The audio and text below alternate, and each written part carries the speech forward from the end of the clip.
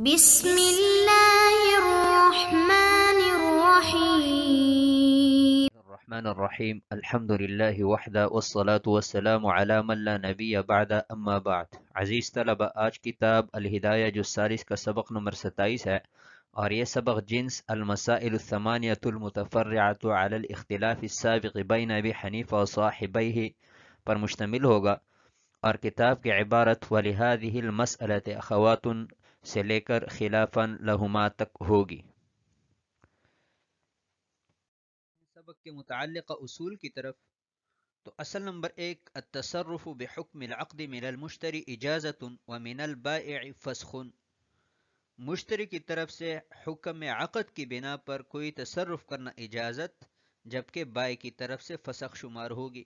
یعنی مشتری نے اپنے لیے خیار رکھا تھا، اور مدت خیار میں انہوں نے عقد کے حکم کی بنا پر مبیع میں کوئی تصرف کیا، تو یہ تصرف کرنا اجازت تصور ہوگی. لیکن اگر خیار بائع کو تھا اور مدت خیار میں بائع نے مبیع کے اندر کوئی تصرف کیا، تو یہ بائع کی طرف سے فسخ عقد شمار ہوگا. اصل نمبر 2، حدوث العیب عند المشتری یمنع الرد بخیارہ. مشتری کے پاس مبیع میں کوئی نیا عیب لاحق ہو جائے تو عیب کا لاحق ہونا یہ مشتری کو خیار کی بنا پر واپسی منع کرتا ہے. یعنی مشتری کے ہاں اگر مبیع میں کوئی عیب پیدا ہو جائے تو ابھی مشتری خیار کو استعمال کرتے ہوئے مبیع واپس نہیں کر سکتا. ملک الرقبۃ ینافی ملک النکاح. بنا بر رقیت کسی کے رقبہ کا مالک ہونا یہ منافی ہے ملک نکاح کا. یعنی یہ دونوں املاک جمع نہیں ہو سکتے. ایک ہی شخص بیک وقت رقبہ کا بھی مالک ہو اور ملک نکاح بھی ہو تو یہ نہیں ہو سکتا. یا تو رقبہ کا مالک ہوگا یا نکاح میں ہوگی، یہ دونوں املاک جمع نہیں ہو سکتے. التعلیق یمنع السبب فیکون تنجیزا عند وجود السبب. تعلیق یہ مانع عن السبب ہے، لیکن جو ہی سبب وجود میں آئے گا تو یہ تعلیق تنجیز میں بدل جائے گی. حدوث الملک والید سبب وجوب الاستبراء. ملکیت اور قبضے کا نیا ہونا یہ استبراء کی وجوب کے لیے سبب ہے. یعنی جب ملکیت بھی نئی ہو اور قبضہ بھی نیا ہو تب باندی پر استبراء واجب ہوگا.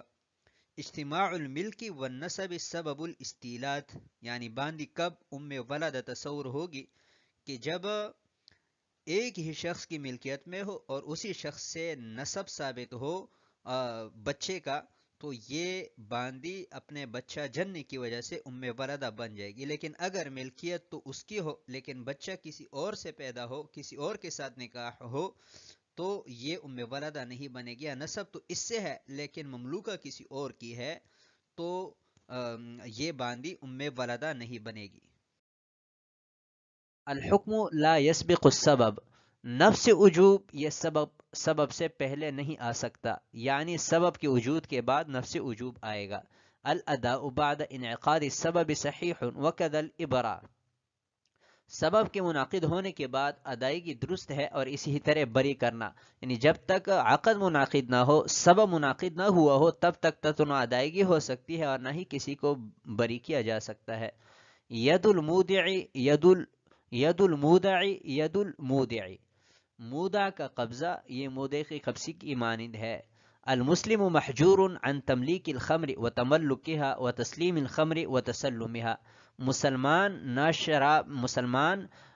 نہ تو شراب کا کسی کو مالک بنا سکتا ہے اور نہ ہی خود مالک بن سکتا ہے، اور نہ ہی وہ حوالے کر سکتا ہے اور نہ خود ہی اس پر قبضہ کر سکتا ہے. نفس الوجوب ہوا شغل الذمت. ابھی اس میں یہ بتلانا چاہ رہے ہیں کہ ایک نفس وجوب ہوتا ہے، ایک وجوب الادا ہوتا ہے. دونوں میں فرق کیا ہے؟ تو کہہ رہے کہ نفس الوجوب وہ ذمے کا مشغول ہونا ہے، کسی کے ذمے میں کسی چیز کا ثابت ہونا ہے. اور وجوب الادا وہ جو چیز ذمے میں ثابت ہے اس کی ادائیگی کا مطالبہ کرنا، اپنے ذمے کو فارغ کرنا، یہ وجوب الادا کہلاتا ہے. آتے ہیں عبارت کی طرف. وَلِهَذِهِ الْمَسْأَلَةِ أَخَوَاتٌ كُلُّهَا تُبْتَنَى عَلَى وُقُوعِ الْمِلْكِ لِلْمُشْتَرِ بِشَرْطِ الْخِيَارِ وَعَدْمِهِ. منها عتق المشترى على المشتري إذا كان قريبا له في مدة الخيار، ومنها عتقه إذا كان المشتري حلف إن ملكت عبدا فهو حر، بخلاف ما إذا قال إن اشتريت فهو حر، لأنه يصير كالمنشئ للعتق بعد الشراء فيسقط الخيار. اور اس مسئلے کی اور بھی بہت ساری نظائر ہے جو کہ ساری کی ساری مدت خیار میں مشتری کی ملکیت کے واقع ہونے اور نہ ہونے پر بنا ہے، ان میں سے ایک نظیر یہ ہے کہ مشترا یعنی خریدے ہوئے غلام کا مشتری پر آزاد ہونا جبکہ اس قریبی رشتہ دار ہوں مدت خیار میں، اور ان نظائر میں سے ایک یہ بھی ہے کہ غلام آزاد ہو جبکہ مشتری نے بئیں الفاظ قسم کھائی ہو کہ اگر میں کسی غلام کا مالک بنا تو وہ آزاد ہے، برخلاف اس صورت کے کہ جب انہوں نے یہ کہا ہو کہ اگر میں نے کوئی غلام خریدا تو وہ آزاد ہے، اس لیے کہ وہ بعد الشراء عتق کا موجد ہو جاتا ہے، لہذا خیار ساقط ہو جائے گا۔ اس عبارت میں صاحب ہدایہ نے اختلاف سابق جو امام صاحب اور صاحبین کے ہاں ہے کہ مدت خیار میں مبیع مشتری کی ملکیت میں داخل ہوتی ہے کہ نہیں ہوتی، تو اس اختلاف پر انہوں نے 8 مسائل کو متفرع کیا ہے۔ تو ان مسائل کو سمجھنے کے لیے جو اصول بیان کیے گئے ہیں ان اصول کا ذہن میں استحضار انتہائی ضروری ہے، اور یہاں پر بطور تمہید 2 باتیں سمجھیں۔ ایک تو حضور نبی کریم صلی اللہ علیہ وسلم کا پاک ارشاد کہ من ملک ذا رحم محرم عتق علیہ، مسند احمد کی روایت ہے کہ جو شخص اپنے ذی رحم محرم رشتہ دار کا مالک بنا تو وہ فوراً آزاد ہو جائے گا۔ اور دوسری بات یہ کہ تعلیق مانع عن السبب ہوتا ہے، تو جو ہی سبب وجود میں آئے گا تو تعلیق تنجیز میں بدل جائے گی، تعلیق نہیں رہے گی۔ تو اس اختلاف پر انہوں نے جو جزئیات متفرع فرمائی ہے ان میں سے پہلا مسئلہ یہ ہے کہ ایک شخص نے اپنا ذی رحم محرم رشتہ دار مدت خیار کے ساتھ خریدا، اپنے لیے 3 دن خیار شرط رکھا، تو کیا یہ غلام اس مشتری پر آزاد ہوگا کہ نہیں ہوگا؟ تو امام صاحب کے ہاں تو یہ آزاد نہیں ہوگا، کیونکہ یہ غلام مشتری کی ملکیت میں داخل نہیں ہوا، لہٰذا حضور نبی کریم صلی اللہ علیہ وسلم نے جو شرط لگائی تھی من ملک مالک ہونے کی، تو وہ شرط پوری نہیں ہوئی، لہٰذا غلام آزاد نہیں ہوگا۔ اور صاحبین کے ہاں چونکہ ملکیت میں داخل ہو جاتا ہے تو حضور نبی کریم صلی اللہ علیہ وسلم کے لگائے گئے شرط کی وجہ سے وہ غلام آزاد ہو جائے گا۔ اور دوسرا مسئلہ یہ ہے کہ ایک شخص نے قسم کھائی کہ ان ملک تو عبدن فہو حر، کہ اگر میں کسی غلام کا مالک بنا تو وہ آزاد ہے۔ ابھی بازار گیا اور انہوں نے خیار شرط کے ساتھ کوئی غلام خریدا، تو کیا مدت خیار میں یہ غلام آزاد ہوگا کہ نہیں ہوگا؟ امام صاحب کے ہاں یہ آزاد نہیں ہوگا، کیونکہ امام صاحب کے ہاں مالک نہیں بنا ہے، اور یہ جو یہاں پر شرط لگائی گئی ہے ان ملک تو یہ شرط پوری نہیں ہوئی، لہٰذا جزا مرتب نہیں ہوگا، آزاد نہیں ہوگا۔ اور صاحبین کے ہاں چونکہ یہ شرط پوری ہوئی لہذا جزا مرتب ہوگا، یہ غلام آزاد ہو جائے گا۔ ہاں اگر مشتری نے ان اشتریتو کے الفاظ استعمال کیے ہیں، یعنی جو قسم کائی ہے وہ بئیں الفاظ کائی ہے کہ ان اشتریتو عبدا فہو حر، کہ اگر میں نے کوئی غلام خریدا تو وہ آزاد ہے، تو اس صورت میں اگر بشرط الخیار کوئی غلام خریدے گا تو یہ غلام بالاتفاق آزاد ہو جائے گا، کیونکہ یہاں پر مشتری نے غلام کے آزادی کو معلق کیا ہے مطلق شراء پر، تو جو ہی وہ خریدے گا تو چونکہ شرط پوری ہو جائے گی جزا مرتب ہوگی۔ اور ہم نے اصل پڑھا تھا کہ تعلیق مانع عن السبب ہے، لیکن جو ہی وہ سبب وجود میں آ جائے تو وہ تنجیز بن جائے گی۔ اس معاملے کو ہم حالاً ابھی سمجھیں گے، تنجیزاً سمجھیں گے، تو اس صورت میں یہ غلام فوراً آزاد ہو جائے گا بالاتفاق۔ آتے ہیں اگلی عبارت کی طرف، وَمِنْهَا أَنَّ حَيْضَ الْمُشْتَرَاةِ فِي الْمُدَّةِ لَا يُجْتَزَوْ بِهِ عِنْدَ الْإِسْتِبْرَاءِ عِنْدَهُ وَعِنْدَهُمَا يُجْتَزَوْ وَلَوْ رُدَّتْ بِحُكْمِ الْخِيَارِ إِلَى الْبَائِعِ لَا يَجِبُ عَلَيْهِ الْإِسْتِبْرَاءُ عِنْدَهُ وَعِنْدَهُمَا يَجِبُ إِذَا رُدَّتْ بَعْدَ الْقَبْضِ وَمِنْهَا إِذَا وَلَدَتِ الْمُشْتَرَاةُ فِي الْمُدَّةِ بِالنِّكَاحِ لَا تَصِيرُ أُمَّ وَلَدٍ لَهُ عِنْدَهُ خِلَافًا لَهُمَا۔ اور ان نظائر میں سے ایک یہ بھی ہے کہ خریدی ہوئی باندی کا حیض مدت خیار میں وہ استبراء سے کافی شمار نہیں ہوگا، امام صاحب کے ہاں اور صاحبین کے ہاں کافی شمار ہوگا۔ اور اگر بائے کی طرف حکم خیار کی بنا پر واپس کی جائے تو امام صاحب کے ہاں استبراء واجب نہیں ہوگا، جبکہ صاحبین کے ہاں واجب ہوگا اگر بعد القبض ہے۔ اور ان نظائر میں سے ایک یہ بھی ہے کہ اگر خریدی ہوئی باندی نے نکاح کی وجہ سے مدت خیار میں بچہ جنا تو امام صاحب کے ہاں وہ ام ولد نہیں بنے گی، برخلاف صاحبین کے۔ اس عبارت کو سمجھنے سے پہلے آپ چند اصول سمجھیں۔ اصل نمبر 1 الحکم لا یسبق السبب، حکم سبب کے وجود سے پہلے مرتب نہیں ہو سکتے، یعنی پہلے سبب وجود پذیر ہوگا تب ہی حکم لگے گا۔ اصل نمبر 2 حدوث الملک بالیدی سبب وجوب الاستبراء، استبراء کے وجوب کے لیے جو سبب ہے وہ قبضے اور ملکیت کا حدوث ہے، یعنی جب ملکیت بھی نہیں ہو اور قبضہ بھی نہ ہو تبھی استبراء واجب ہوگا۔ اور اصل نمبر 3 اجتماع الملک والنسب سبب الاستیلاد، کہ ولدہ بننے کے لیے جو سبب ہے وہ نسب اور ملکیت کا اجتماع ہے، یعنی ایک ہی شخص جس کی مملوکہ ہے اسی سے نسب بھی ثابت ہو تب تو ولدہ بنے گی، لیکن اگر نسب تو اس سے ہے لیکن مملوکہ کسی اور کی ہے، یا جو ہے مملوکہ تو اس کی ہے لیکن نسب کسی اور سے ہے، تو یہ ولدہ نہیں بنے گی، اس لیے اس کی مزید وضاحت آگے آ جائے گی۔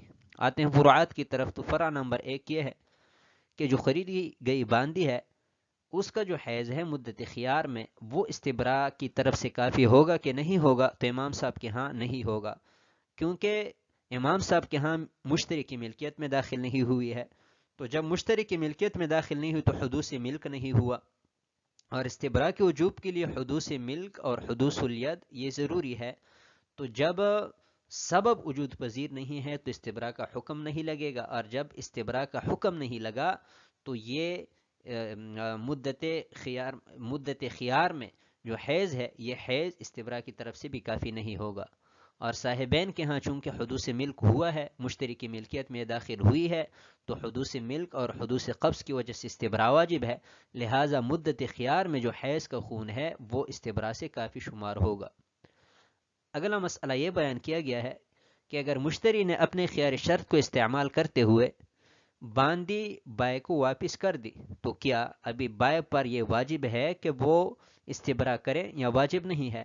تو امام صاحب کے ہاں تو استبراء واجب نہیں ہے، کیونکہ حدوث ملک نہیں ہوا ہے، مشتری کی ملکیت میں داخل ہی نہیں ہوئی ہے، لہٰذا ابھی اس باندی پر بائے کی نئی ملکیت ثابت نہیں ہوئی، تو جب نئی ملکیت ثابت نہیں ہے تو استبراء کے وجوب کے لیے جو سبب ہے حدوث الملک اور حدوث القبض وہ نہیں ہوا، لہٰذا حکم مرتب نہیں ہوگا۔